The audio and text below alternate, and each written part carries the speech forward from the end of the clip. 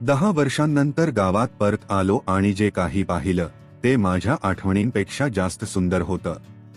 आईसोबत आम्ही जंगलात पाऊल टाकत होतो. हवेतली ताजगी, पानांची फुसफुसाट आणि वृक्षांची सावली ऐकताना बालपणीची आठवण उगवली. काही क्षण जिथे मी लहान असतो त्या गावातल्या वाटा आणि शेजारीच्या आवाजात हरवलो. रानातील प्रत्येक वारा, प्रत्येक चिमणीचा आवाज मला वेगळाच आनंद देत होता. एका मोठ्या कॅसिओच्या झाडाजवळ थांबलो.